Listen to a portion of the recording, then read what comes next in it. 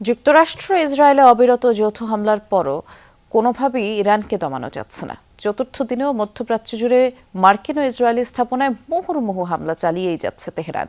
রীতিমতো নাস্তানাবুদ অঞ্চলটির মার্কিন মিত্ররা। ইরানি হামলায় ক্ষতিগ্রস্ত রিয়াদের মার্কিন দূতাবাস বন্ধ ঘোষণা করা হয়েছে সকল কনসিউলার সেবা।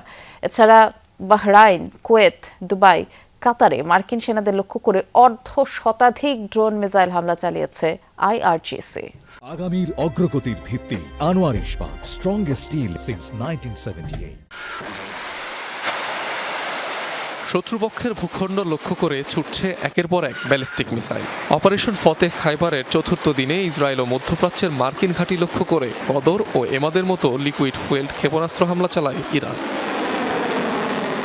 প্রতিরক্ষা বলয় আয়রন ডোমকে বুড়ো আঙ্গুল দেখিয়ে তেল আবিবের রাতের নিস্তব্ধতা ভেদ করে আঘাত হানে একের পর এক ইরানি ক্ষেপণাস্ত্র। রাজধানী ছাড়াও বন্দরনগরী হাইফা ও জেরুজালেমের কিছু অংশে লক্ষ্যভেদ করে ক্ষেপণাস্ত্রগুলো।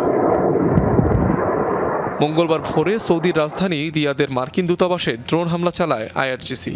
দুটি ইরানি ড্রোন আঘাত হানে ভবনে। এতে একটি অংশে আগুন লেগে যায়। ভবনের কিছু অংশে সামান্য ক্ষয়ক্ষতি হয়। আগেই ভবনটি খালি করে ফেলায় হতাহতের কোনো ঘটনা ঘটেনি। এছাড়াও রিয়াদের কূটনৈতিক এলাকায় আরও দুটি বিস্ফোরণের আওয়াজ পাওয়া যায়।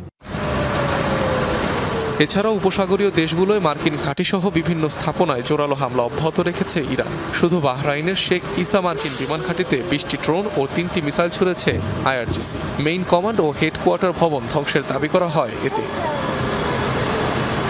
এদিকে কাতার, কুয়েত ও সংযুক্ত আরব আমিরাতেও নতুন করে ইরানের ড্রোন ও মিসাইল হামলার খবর পাওয়া গেছে।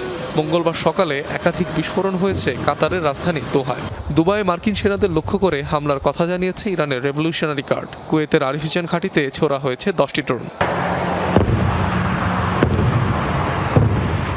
অনিক রহমান, যমুনা নিউজ।